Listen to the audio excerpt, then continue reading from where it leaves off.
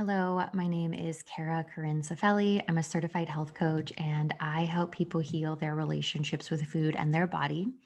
And in this video, I'm going to share with you step one in the body image healing process. So, in another video, which I will link below, I had mentioned that binge eating is an almost certain response to restriction and deprivation around food. If you feel like you're eating too much or constantly overeating or you're struggling to eat in a balanced way, it's likely a result of body dissatisfaction, meaning it started with body dissatisfaction, which is why we try to restrict and control our food in the first place. We want to control our weight and we want to control our body.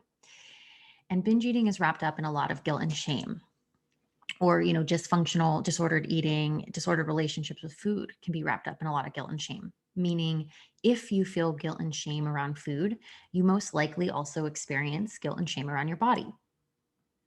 So guilt and shame after eating comes from the fear of what that food will do to your body, because we're taught that there's this direct correlation between what we eat and how we look.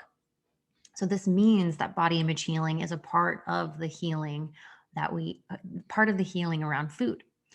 But where does this body shame, this body dissatisfaction come from?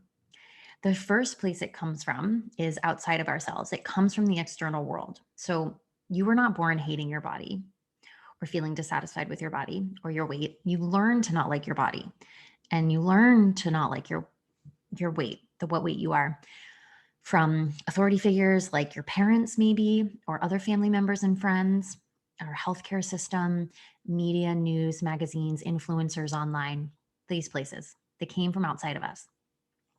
We've been shown this thin ideal. We've been continually shown and taught that being thin and looking a certain way is most desirable and it's what's most healthy. And this makes us question the way that we look, and it makes us want to change what we look like so that we can more closely adhere to that thin ideal that we are presented with by our society, by the external world. So, the first step in this healing process is having awareness of what outside of you is contributing to your thoughts and your beliefs and your feelings about your body. And then doing your best to reject those messages and to get those messages out of your space. It's kind of like pouring salt in the wound, and we want to not pour salt in the wound. And I call this having integrity with what you ingest. So, not just with the food, but the information and the content that you're consuming and injecting into your psyche. This needs to be removed from your space so that you can support yourself in the recovery and the healing process.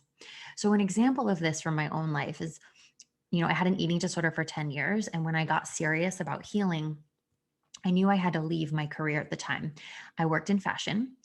I was a contemporary women's buyer and looked at magazines and lookbooks and went to fashion shows and read blogs and magazines.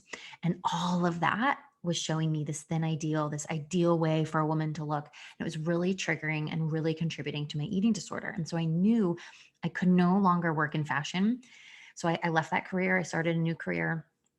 I stopped reading fashion magazines. I stopped reading fashion blogs. I stopped following fashion influencers online. And so, what this is going to likely look like for you, or what it can look like for you, is unfollowing or stop looking at thinspo or fitspo stuff, people you follow online, influencers. It could be the things that you're reading or watching that are talking about eat this, not that, or food rules or diets or weight loss or stuff that makes you feel bad about your body. This could also mean, and this one can be a little bit more tricky, is setting boundaries with family and friends and people in your life. This could mean requesting that they don't talk about these types of things in front of you, or that they don't make comments on your body or what you're eating. It could also mean removing yourself from conversations, like if you're with friends or you're with coworkers or you're at school and people are talking about calories and carbs and what they don't like about their body. It can mean having to set boundaries with them.